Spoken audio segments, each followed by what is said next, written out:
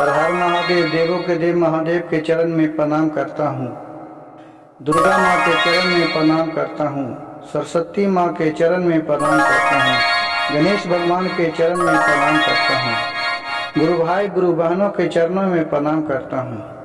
गुरु बहन, एक गांव में एक बहुत ही गरीब किसान रहता था। उसका 3 बेटा था। तीनों के बेचारा खेत में दुखरा मजूरी करके कमा के तीनों को पढ़ाया लिखाया, शादी करने जोग हो गया। तीनों के शादी विवाह कर दिया। सोचा चलो अब कम से कम तीनों बहू आ गई है तो हमको तो कुछ आराम मिलेगा, तीनों बेटा कमाएगा तो मेरे बुढ़ारी में सहारा होगा। गुरु बहन, आजकल कोई भी सोचते हैं चाहे हमारा बाल बच्चा हो, आपका बाल बच्चा हो, सभी को महादेव से ही प्रार्थना करते हैं कि हे महादेव सबको सत बुद्धि दे और सब हमारे बुढ़ारी में काम दे, यही सबका सोच रहता है। उसी तरह बेचारा किसान के भी सोच था और फिर तीनों को शादी विवाह कर दिए। गुरु भाई गुरु बहन, जब तीनों को शादी विवाह हो गया तो बूढ़ा थे जो अपने परिवार के साथ हंसी खुशी से रहने लगे और काम काज करने लगे। जब तक शरीर चला, जब तक उसके साथ बहुत उनको माने। और वो जे तीनों को बहू थे तो देखिए गुरु भाई गुरु बहन, कोई भी घर का हो, अधिकतर बाप चाहे जैसा हो, किसी को लगता है कि ये वो के ज्यादा मानता है। सब कहे लगे कि ये तो एक ही बहू के बात ज्यादा मानते हैं। उसी करते करते वो मंझले बहू दने रह गए और उसी दने जब कमाने खाने का था, जब से रहने लगे उन्हीं का बात मानते थे अधिकतर। अगर वो कह दें कुछ तो हाँ वो बात सही है और दोनों बहू की बात नहीं मानते थे। तो बर वाला बहू था, सोचे कि चलो इन लोग के जाओ जिसमें खुशी है उसी में रहे, हम अपना चलते हैं बाहर कमाने के लिए, क्योंकि यहाँ भी दुखी मजूरी करना है, हम लोग बाहर में भी दुखरा मजूरी कर लेंगे। अब वहाँ से बड़का बेटा और बड़ी बहू चल गए दोनों बम्बई काम करने के लिए। वहाँ अपने दोनों काम करने लगे, काम खोज के कंपनी में और काम करने लगे और अपना वहीं रहने लगे। गुरु भाई गुरु बहन, अब कहानी यहाँ का सुनिए। ये जे बूढ़ा थे वो पूरा बूढ़ा हो गए। धीरे धीरे उनका हाथ पैर काम नहीं करने लगा। अब जो खटिया पर सोते थे इतना आलाचार हो गए कि वो अपने क्रियाक्रम करने जोग भी नहीं रहे, नहीं उठा बैठा जाता था। उनको पोता उता था, जो पोता कभी हाथ पकड़ के उठा के ले जाए, पकड़ के ले जाए तो अपने लैट्रिन में जाए, अपने पर पेशाब करके आवे। धीरे धीरे शरीर इतना थक गया कि वो उठने से भी अलचार हो गए। और वो जमाने में कभी भी कोई भी भगवान के पूजा पाठ नहीं करते थे जे बूढ़ा थे जे, क्योंकि वो अपने बाल बच्चे को पालने के लिए कमाते कमाते उनका जिंदगी बुढ़ापा आ गया। बूढ़ों के जब खाना मिले, अपने सूते सूते खाना खाए खटिए पर और उसी को बगल में खैनी उनी खाते थे तो वो थूक थाक देते थे। अब 2-4 दिन ऐसा उनका शरीर हो गया कि पेशाब भी खटिए पर हो जाता था, लैट्रिन भी खटिए पर हो जाता। अभी देखकर उसका जो बेटा था ये 1-2 दिन साफ सुथरा कर दिया, लेकिन उसका बदबू तो बहू दे। उससे वो मंझली जो बहू थी वो बहुत उनको भला बुरा कहने लगा। कहा, ऐ पापा आपको कम से कम उठ के नहीं जा जाता, आपको जब पेशाब करते हैं तो बहुत गमकता है, आपको कहीं चल कहा न जाते हैं। बोले, बेटी बहू अब बुढ़ारी में मैं कहाँ जाऊं, मैं तो सब दिना आपको कमा के दिया यही बुढ़ारी के लिए कि हमको जब बुढ़ापा आएगा तो काम देगी। मैं सब दोनों बेटा पुतोह के बात नहीं माना, तुम्हारे बात मानी, आज कैसे तुम बो रही है बहू। तो बहू बोली कि जा कन्हू जाके मर जा का है ना, हम अब तुमको सेवा नहीं कर सकता हूँ।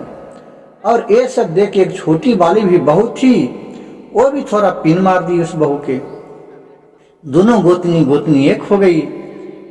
अब वो अपने पति से बोले, मंझली वाली यही ये पिताजी आपको यहाँ खाखार भी देते हैं, थूक भी देते हैं, खैनी खा के ये इतना गंदा फैला कर रखते हैं, इससे तो हमको बाल बच्चा के बीमारी फैल जाए गंदगी से, इनको कन्होंने है तो धर लाइए।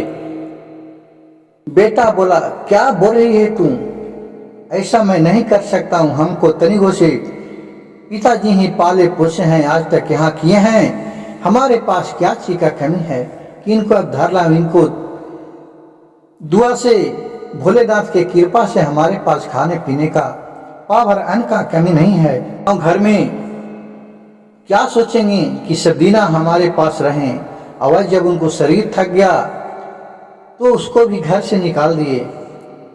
ये सब सुन के बहू के बाद अपने पत्नी के बाद उसका बेटा सुना। फिर पत्नी ने रात में अपने पति से बहुत भला बुरा कहने लगे।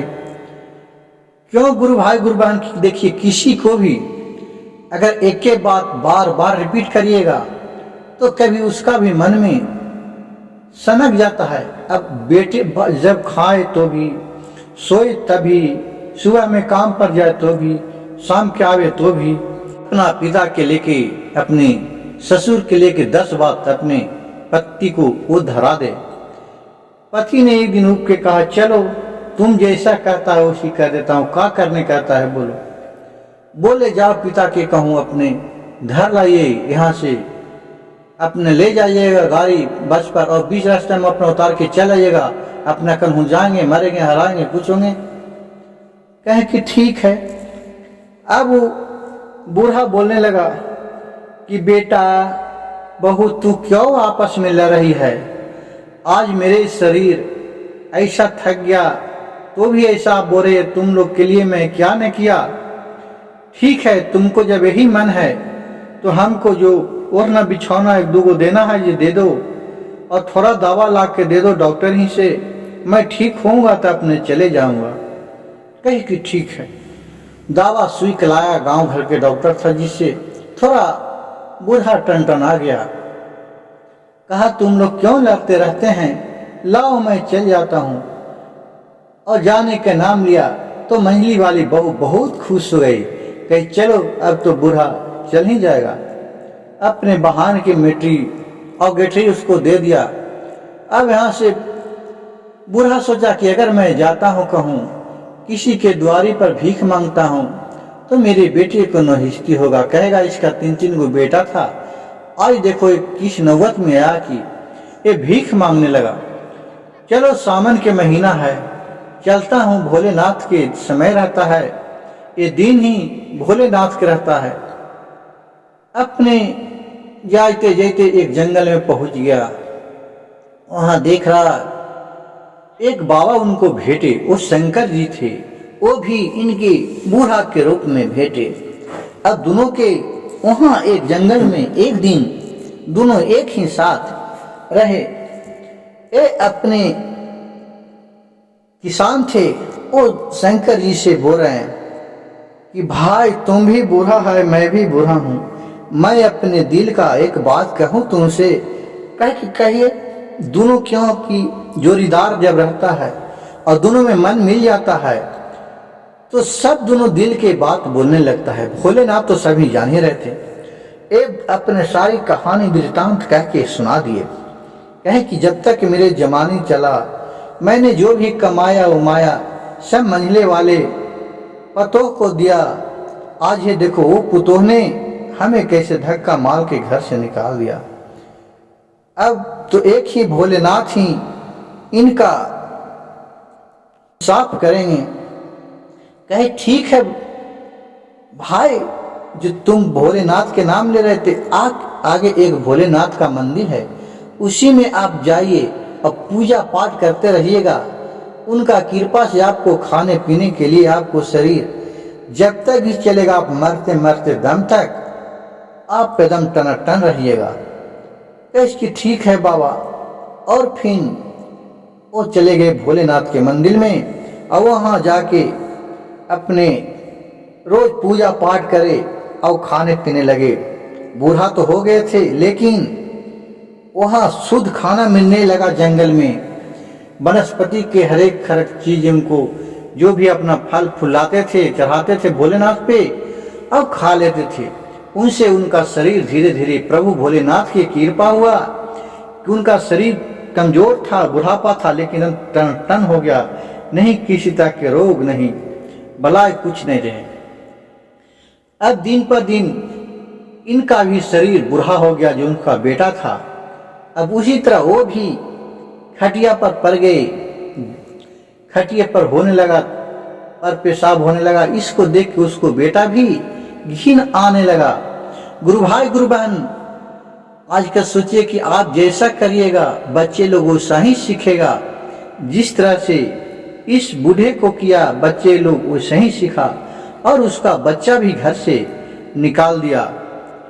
और ये नित्य दिन बूढ़ा भगवान से ही मनाता था कि हे शिव गुरु, हे भोलेनाथ, जिस तरह मैं कष्ट देख रहा हूँ, इनका इंसाफ आप ही कीजिएगा और कुछ भी नहीं। बाबा बोलता था।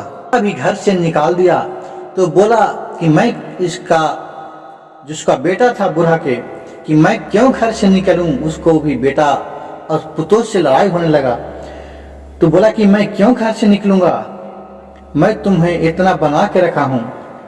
तो उसका बेटा और सास ने डंडा उठाया और बोला तुम क्या बना के रखा है, ये तो मेरे दादा का कमाई है कि जो बना के रखा। तुम लोग तो दादा को कमा कमा के और घर से निकाल दिया। आज तू भी बूढ़ा हो गया है, तुम भी घर से जाओ।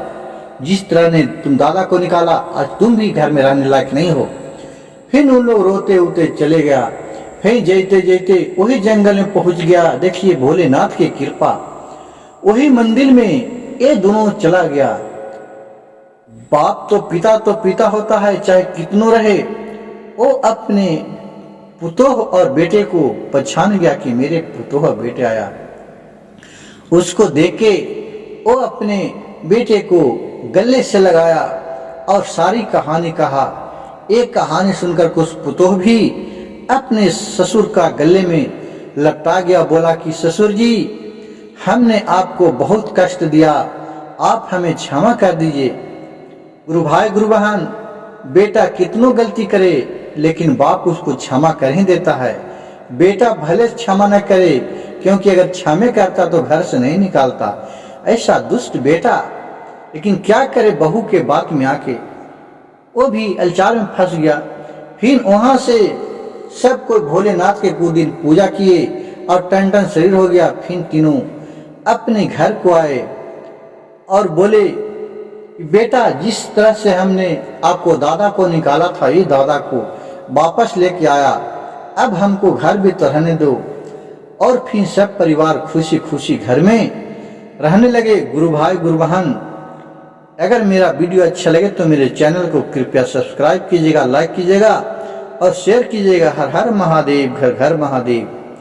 जो भी मेरे कहानी को अंत तक सुने उन्हें भोलेनाथ सत्बुद्धि दे।